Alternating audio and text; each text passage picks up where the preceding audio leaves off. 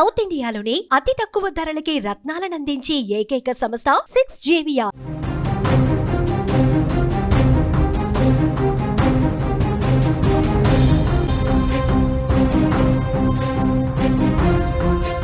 కేంద్రం జీఎస్టీ తగ్గించడంతో దేశ ఆర్థిక వ్యవస్థకు ఒక బూస్టర్ డోస్ ఇచ్చినట్టుంది. మధ్యతరగతి వారికి కేంద్రం భారీ ఊరట కల్పించింది. బైకులు కావచ్చు, వాషింగ్ మిషన్లు, టీవీలు చాలా చౌకగా రాబోతున్నాయి. 350cc బైకులపై 28% నుంచి 18% పన్ను తగ్గించారు. 10,000 రూపాయల వరకు బైకులపై ఆదా రాబోతోంది. అలాగే గృహోపకరణాల మీద కూడా పన్ను 18% తగ్గబోతోంది. అలాగే టీవీలు, వాషింగ్ మిషన్లు అన్నీ తగ్గబోతున్నాయి. పండుగకు భారీగా కొనుగోళ్లు పెరిగే అవకాశం ఉంది. ప్రజల కొనుగోలు శక్తి పెంచడమే లక్ష్యంగా కేంద్రం ఈ ఊరట కల్పించింది. దేశ ఆర్థిక వ్యవస్థకు నిజంగానే ఇది బూస్టర్ డోస్ అని చెప్పాలి. ప్రతి పేద మధ్య తరగతి మనిషికి సొంత బైక్ లేదా కారు కొనాలనే కల ఉంటుంది. ఇంట్లో కొత్త టీవీ లేదా వాషింగ్ మిషన్ కొనుక్కోవాలనే ఆశ ఉంటుంది. అది అధిక ధరలను మనల్ని వెనక్కి లాగుతూ ఉంటాయి. అంత పెట్టి కొనడం ఎందుకు, అంత డబ్బులు ఇప్పుడు పెట్టాలా, నెక్స్ట్ పండుగ కొనుక్కుందాంలే, ఇలాంటి ఆలోచనలు మధ్యతరగతి ప్రజలు చేస్తారు. షోరూమ్లకు వెళ్తారు, రేటు చూసి మళ్ళీ కొందాంలే, ఇంత డబ్బు ఇప్పుడు పెట్టడం అవసరమా అనుకుంటారు. కానీ ఇప్పుడు కేంద్రం తీసుకొచ్చినటువంటి ఈ పన్ను తగ్గింపులతో ఉత్సాహం వస్తుంది. కొనాలన్నటువంటి ఆ ఉత్సాహం రెట్టింపయ్యే పరిస్థితుంది. ఆ కళలకు రెక్కలు తొడిగే అవకాశం కనిపిస్తుంది. ఎందుకంటే కేంద్ర ప్రభుత్వం జీఎస్టీలో కొన్ని కీలకమైనటువంటి మార్పులు తీసుకొచ్చింది. మనలాంటి సామాన్య ప్రజలకు ఇది లాభం చేకూర్చబోతోంది. ముఖ్యంగా వాహనాలు, గృహోపకరణాల ధరలు గణనీయంగా తగ్గబోతున్నాయన్నది ఈ జీఎస్టీ మార్పుల వల్ల మనకు అర్థమవుతుంది.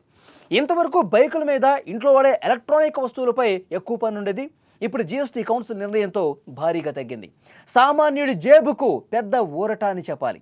ఇంతవరకు 350cc వరకు ఉన్న మోటార్ సైకిల్ కావచ్చు, రవాణా కోసం వాడే మోటార్ వాహనాలపై 28% పన్ను ఉండేది. ఇప్పుడు 18% తగ్గించారు. దీనివల్ల బైకుల ధరలు తగ్గిపోతాయి. ఉదాహరణకు మీకు ఎగ్జాంపుల్ కూడా చెప్తా. 1,00,000 రూపాయల బైకు కొనాలి అనుకుంటే ఇప్పుడు దానిపై 10,000 రూపాయల దాకా ఆదా అవుతుంది.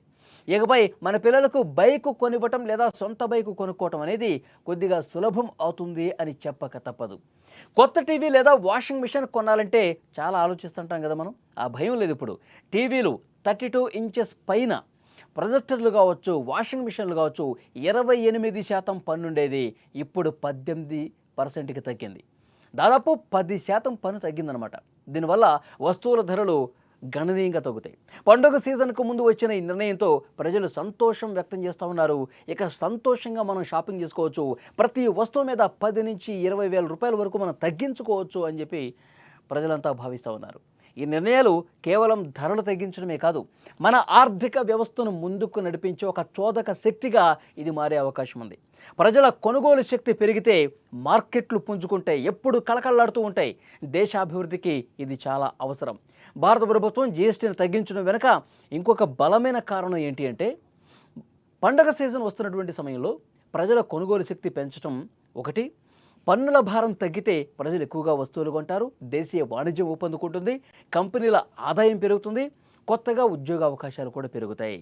ఇది దేశ ఆర్థిక వ్యవస్థకు ఒక బూస్ట్ లాగా పనిచేస్తుందన్నమాట. జీఎస్టీ కౌన్సిల్ తీసుకున్న ఈ నిర్ణయం వల్ల ప్రభుత్వానికి కొంత ఆదాయం తగ్గినా దానికంటే ఎక్కువ లాభాలు దేశ ఆర్థిక వ్యవస్థకు చేకూరుతాయి.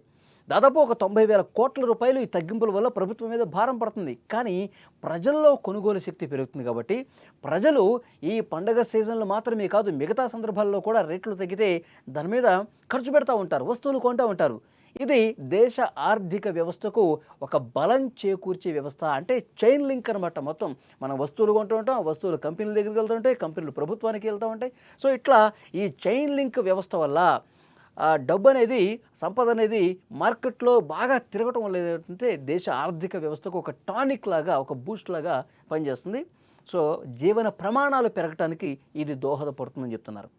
ప్రభుత్వానికి ప్రజల పట్ల ఉన్న బాధ్యతను కూడా తెలియజేస్తుంది. ఈ నిర్ణయాల వల్ల ఆర్థిక వ్యవస్థ మరింత ముందుకు వెళుతుంది అనటంలో డౌటే లేదు. ఇక అంతర్జాతీయంగా అమెరికా, ఇతర దేశాల నుంచి దిగుమతయ్యే వస్తువులపై సుంకాలు పెంచడం వల్ల ప్రపంచ వాణిజ్యం కొంత బలహీనపడింది.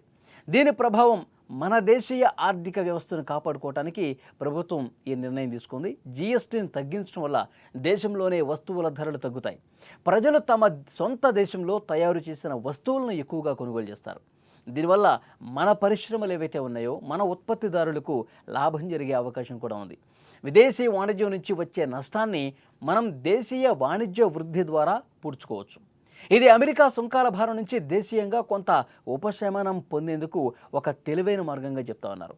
సో డెఫినెట్గా ఎప్పుడైతే కేంద్రం ఈ ప్రకటన చేసిందో కేంద్ర ప్రభుత్వం ఈ 4% ఉన్నటువంటి ఈ స్లాబుల్ని 2% కుదించి ముఖ్యంగా నిత్యావసర వస్తువుల మీద ఏదైతే భారం తగ్గించారో పేద మధ్యతరగతి ప్రజలకు చాలా ఉపయోగకరమైనటువంటి నిర్ణయాలు తీసుకున్నారో ప్రజలంతా సంతోషం వ్యక్తం చేస్తున్న పరిస్థితి.